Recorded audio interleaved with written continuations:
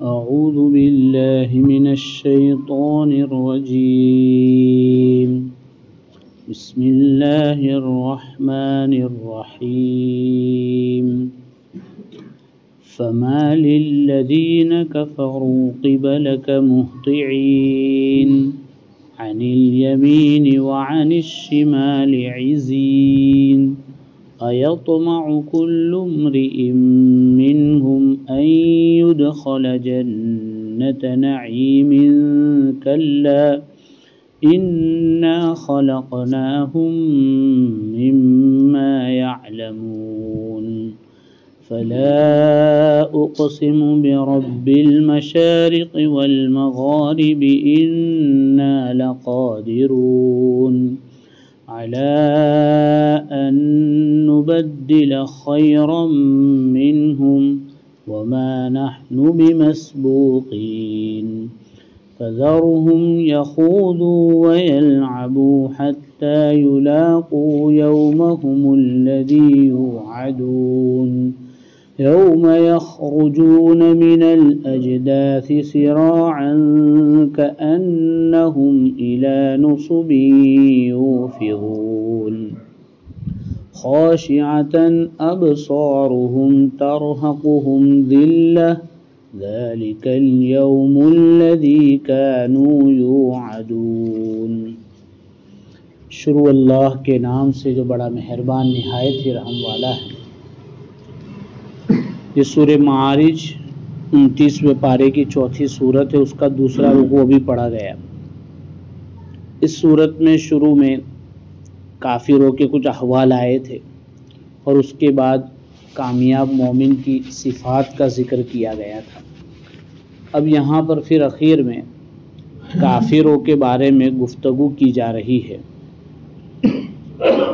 اور وہ لوگ مرنے کے بعد کی جو زندگی ہے وہ سمجھتے تھے آنے والی نہیں ہے، تو اللہ تعالیٰ اس کو سمجھا رہے ہیں، اور یہ لوگ قرآن کا جو مذاق کرتے تھے اس کا بھی تذکرہ کیا۔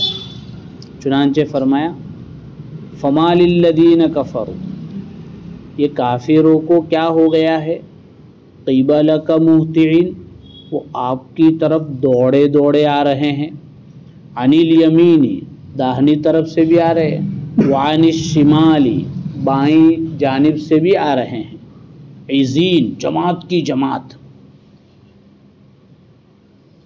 قرآن میں دوسری جگہ تذکرہ کیا ہے کہ یہ لوگ جب حضور صلی اللہ علیہ وسلم قرآن پڑھتے تھے یا صحابہ قرآن پڑھتے تھے تو یہ آتے تھے۔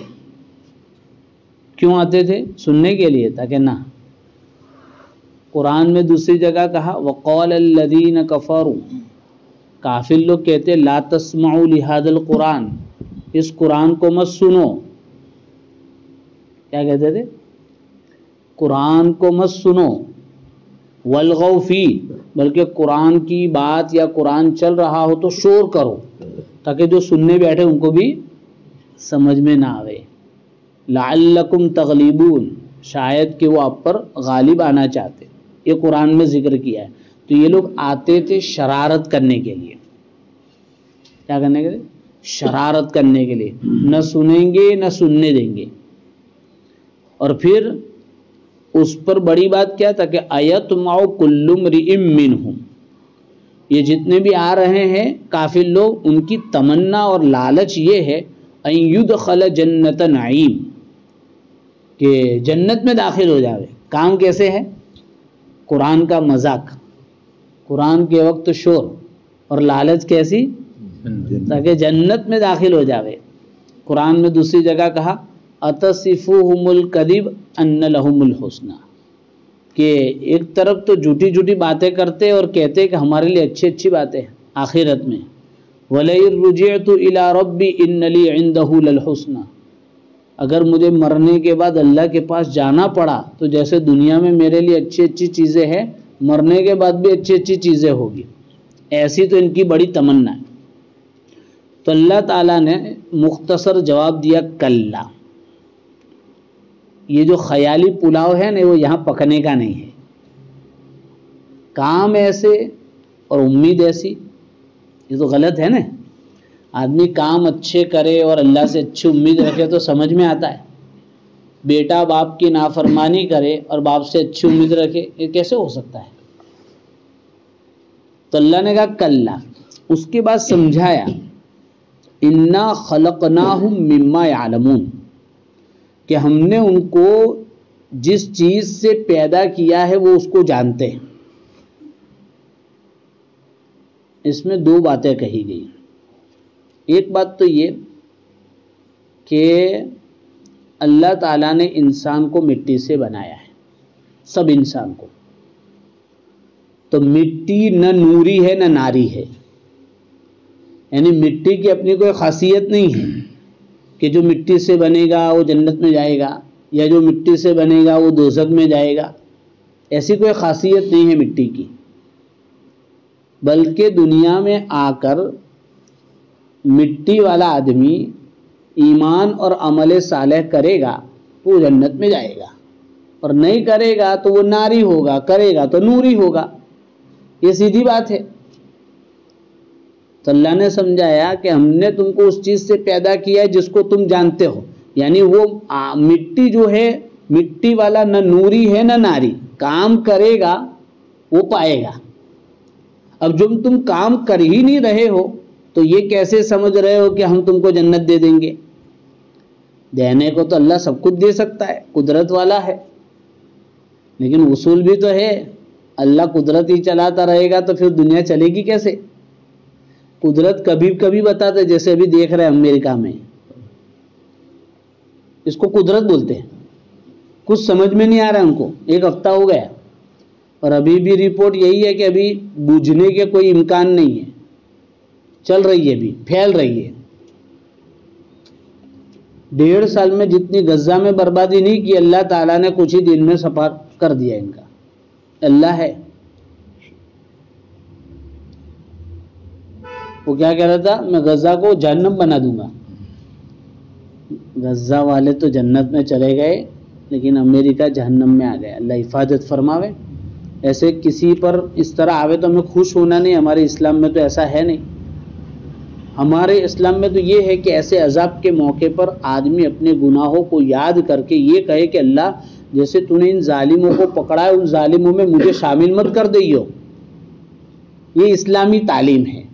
لیکن ظاہر بات ہے ہم چونکہ غزہ کے حالات سن سن کے مایوس جیسے، تو ایسے صورت میں تھوڑی اللہ کی وہ، یعنی اللہ ہر مرتبہ نہیں بتاتے، کبھی کبھی بتاتے. خیر، تو انا خلقناہم مما یعلمون، تو ہم نے انسان کو مٹی سے بنایا ہے، نطفے سے بنایا ہے، تو اس کو معلوم ہے.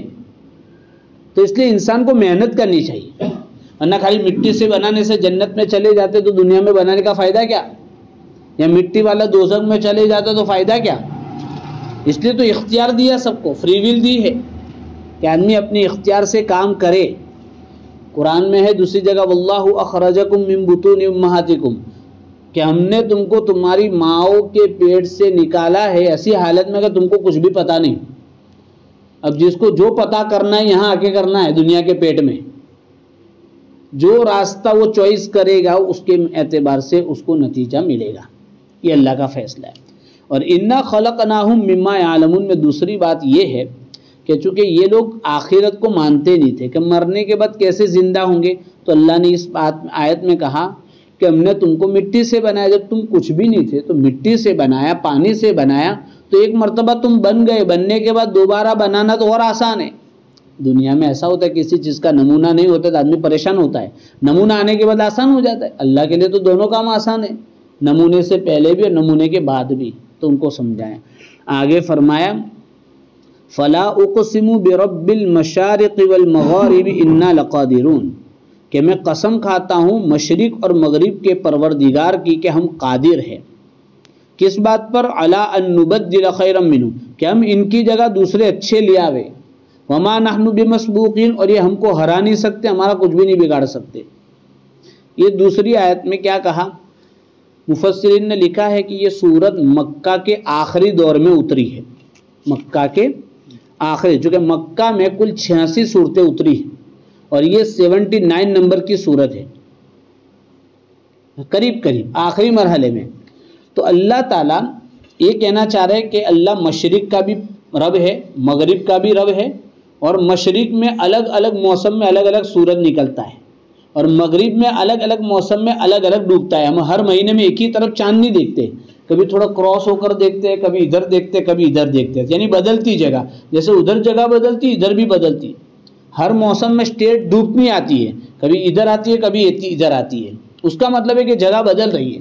تو جو اللہ سورج کے نکلنے کی جگہ کو موسم کے اعتبار سے بدل سکتا ہے، ڈوبنے کی جگہ بدل سکتے ہیں، تو اللہ تعالیٰ مومنوں کو سنا رہے اور کافروں کو سنا رہے کہ کافروں اگر تم نہیں مانو گے، اتنی باتیں سمجھانے کے باوجود بھی تم نہیں مانو گے، تو ہمارے پاس کمی نہیں ہے آدمیوں کی، ہم تم سے اچھے لوگ لے آئیں گے. اور پھر نہیں مانا تو اللہ تعالیٰ نے مدینہ کے انصار کو کھڑا کر دیا. ہجرت کے اینڈنگ کے، مکہ کے اینڈنگ کی آیتیں ہیں یہ. اس کے بعد حج شروع ہوئے تو حج میں مدینہ کے قافلے آئے، ان سے بات چیت ہوئی 2-3 سال میں، اور تیسرے سال تو وہاں کام شروع ہو گیا. تو یہ اللہ ہے. مکہ والوں کو حضور صلی اللہ علیہ وسلم کی 40 سال کی زندگی اور اس کے بعد نبوت کی 13 سال کی زندگی ملی. 13 سال میں کتنے انداز میں سمجھا ہے، لیکن گنتی کے چند لوگوں کے علاوہ کوئی مسلمان نہیں ہوا. تو ظاہری بات ہے اللہ کا بھی ایک نظام ہے، سمجھانے کے سارے طریقے پورے ہو جاتے ہیں تو پھر اللہ اپنا رخ بدل دیتا ہے کہ اب ان کی دوم سیدھی ہونے والی نہیں، تو پھر اپنے محنت کا رخ بدل دیا جاتا ہے. تو مدینے والوں کو کھڑا کر دیا، یہ اللہ ہے. مدینے والوں کو کھڑا کر دیا. تو جس طرح مشرق اور مغرب بدلتا ہے اللہ قوموں کو بھی، تو اس میں ہم سب کو ڈرنے کی ضرورت. اور پھر یہ مکہ والے کچھ بھی نہیں بگاڑ سکے، ان کا اللہ کا کچھ بگاڑ سکے، بلکہ وہ مہاجرین کا بھی نہیں بگاڑ سکے. بہت کوشش کی وہاں رہ کر. مدینہ میں جو منافق تھے ان کو بھی ورگلایا، مدینہ میں جو یہودی تھے ان کو بھی کانا پھوسی کرتے رہے کہ تم ان پر حملہ کرو ورنہ ہم تم کو ختم کر دیں گے. بہت پلاننگ کیے، لیکن کہیں دال گلی نہیں، ہرا نہیں سکتے. تو بہرحال اللہ کا دین ہے، اللہ نے ایک فیصلہ کیا ہے کہ اس کا دین کچے پکے مکان میں جا کے رہے گا. دوسرا فیصلہ اللہ کا یہ ہے اسلام بلند تھا، ہے اور رہے گا. اب مجھے اور آپ کو بلند ہونا ہے، مجھے اور آپ کو نیک بخت بننا ہے، تو اس کیٹیگری میں آنا پڑے گا، ورنہ اللہ کو نہ میری ضرورت ہے نہ آپ کی ضرورت ہے. دیکھو آج مولوی ذاکر نہیں تھے، میں نے نماز پڑھا دی، کل میں مر گیا کوئی آ کے اور تفسیر کرائے گا. تفسیر کے لیے اللہ میرے محتاج نہیں، امامت کے لیے مولوی ذاکر کے محتاج نہیں، سننے کے لیے آپ کے محتاج نہیں. اصل تو یہ ہے کہ ہم سب قدرداں بنیں کہ اللہ ہم کو لگائے رکھا ہے. بہت بڑا کام ہے. اللہ سنوا رہا ہے، سنانے کے موقع دے رہا ہے، مجھے مجمع دے رہا ہے. بڑی بات ہے نا. مجمع نہ تو کہ میں ہوائی فائرنگ کروں گا، تو یہ مجمع دے رہا ہے اللہ، تو مجھے اس کی قدر کرنی چاہیے. خیر ہر ایک کو قدردانی سے چلنا چاہیے، ورنہ کسی کو بھی اللہ کھڑا کر دے دیر لگتی ہے. سنی ملک مدد نہیں کر رہے تو شیعہ ملک مدد کر رہے. دیکھ رہے نا، یمن والا اتنا ہے، وہاں سے یہاں پھینک رہا ہے. اللہ ہے. اللہ دین کا کام کروانے کے لیے کسی کا محتاج نہیں، اتنا یاد رکھنے کا. آج میں ہوں، کل نہیں رہوں گا. آپ ہے، آپ نہیں رہیں گے، لیکن دنیا چلتی رہے گی، اللہ کا نظام چلتا. ایک دن آئے گا ہر کچے پکے مکان میں دین جائے گا جائے گا جائے گا، لیکن اللہ اس میں مجھے اور آپ کو استعمال کر دے تو ہم فہرست میں آ جائیں گے کہ اللہ نے اپنے دین کے لیے. بھئی اللہ نے عذاب تو کئی قوموں کو دیا، لیکن ابرہا کو عذاب دینے کے لیے ابابیل کا استعمال کیا تو ابابیل کا مقام بڑھ گیا. نمرود کے لیے مچھر استعمال کیا، اس مچھر کا مقام بڑھ گیا. تو اللہ اپنے دین کے کام کے لیے جس کو استعمال کر دے اس کا کام. اصحاب کہف کے لیے کتے کو استعمال کر دیا تو کتا بھی جنت میں جائے گا. بولو، یہ بات ہے. اللہ ہمیں سمجھ عطا فرمائے. تو جب سمجھا دیا تب نبی کو کہا فذر ہو، اب چھوڑ دو ان کو، آپ کا کام پورا. یخوضوا ویلعبوا، ان کو اپنی مستیوں میں رہنے دو، کھیل کود میں رہنے دو، مذاق میں رہنے دو. کب تک؟ حتی یلاقوا یومہم الذی یوعدون، کہ ابھی ہم نہیں پکڑ رہے، لیکن ایک دن آئے گا کہ اس دن پکڑیں گے ہم. اس دن کیا ہوگا؟ تاکہ یوم یخرجون من الاجداث. دیکھو عام طور پہ اللہ کا عذاب کا جو سسٹم ہے آخرت میں ہے، دنیا میں کبھی کبھی جھلک دکھاتے ہیں. اس لیے کوئی دنیا میں بچ جاوے کوئی کافر تو یہ بچنا بھی کوئی بچنا نہیں ہوا. 60-70 سال بچا تو کیا بچا. لیکن آخرت کی ہمیشہ ہمیش کی پکڑ. اس لیے قرآن میں بہت ساری جگہ پر کہا ہے کہ بھئی قیامت کا ایک دن 1000 سال کا ہوگا، ایک دن. تو یہ کافر لوگ عذاب کی جلدی مچاتے ہیں تو ان سے کہا جاتا ہے کہ بھائی یہ تم کو پورے 100 سال بھی مل جاوے نا مستی کرنے کے اور ظلم کرنے کے، تو ابھی قیامت کے 1000 سال کا جو ایک دن ہے اس کے بالمقابل دنیا کا 1 گھنٹہ ہے. تو یہ 1 گھنٹے کی مہلت ہے، جتنی مستی کرنی کر لو، اس سے زیادہ کچھ نہیں. اور مسلمانوں کو اس میں تسلی ہے کہ اگر 60 سال بھی اس کی مصیبت میں گزر رہی ہے اور اللہ پر فیصلے پر راضی ہے وہ، تو یہ 1 گھنٹے کی مصیبت ہے آخرت کے اعتبار سے. اس لیے ہمیں آخرت کے دن کو یاد رکھنا چاہیے. جس دن یہ اپنی قبروں سے نکل کے تیزی سے، جیسے کہ اپنے بتوں کی طرف آدمی مسجد کی طرف تیزی سے جاتا ہے، جو بت پرست لوگ ہیں وہ مورتی پوجا کی طرف تیزی سے، تو ایسے ہی بھاگیں گے. لیکن حالت کیا ہوگی؟ خاشعۃ ابصارہم، نگاہ نیچی ہوگی. ترہقہم ذلہ، ذلت ان پر چھائی ہوئی ہوگی. کہا جائے گا یہی وہ دن ہے جس کا تم سے وعدہ کیا جاتا تھا، لیکن وقت پر سمجھ میں نہیں آیا. جیسے مجھے اور آپ کو بھی ابھی بہت ساری باتیں سمجھ میں نہیں آ رہی ہے. اس لیے ہم جب قرآن پڑھتے ہیں تو ایسا سوچتے کہ یار اللہ نے اتنا صاف صاف کہا تھا، اتنی ان کو دھمکیاں دی تھی، پھر بھی نہیں سدھرے. لیکن یہ کوئی تعجب کی بات نہیں ہے. وہی قرآن تو ہم پڑھ رہے ہیں. ہم بھی کتنے حالات دیکھتے ہیں، لیکن ہم بھی سوچے کہ ہماری زندگیوں میں کیا تبدیلیاں آ رہی ہے. نمازوں میں اضافہ ہوا نہیں ہوا، نماز میں خشوع خضوع آیا کہ نہیں، سچائی آئی کہ نہیں آئی، معاملات درست ہوئے کہ نہیں، اللہ کا ڈر لگتا ہے کہ نہیں ڈر لگتا ہے، موت کی تیاری کی توفیق ہو رہی نہیں ہو رہی. ہم بھی سوچے، ورنہ یہ وہی بات ہو جائے گی. ذالک الیوم الذی کانوا یوعدون. مرنے کے بعد تو سب کی. مولانا طارق جمیل کہتے ہیں کہ یہ مٹی کی آنکھیں 2 جگہ سمجھ میں آتی ہے. ایک تو قبر میں کھلتی ہے، اور کسی اللہ والے یا جماعت میں جاوے تو وہاں کہاں کھلتی ہے کہ سب باتیں سامنے آتی ہے. دنیا میں کھل جاوے تو اچھا ہے. اللہ ہم سب کی آنکھوں کو عافیت سے کھول دے. حالات کے بعد تو سب کی کھل جاتی ہے.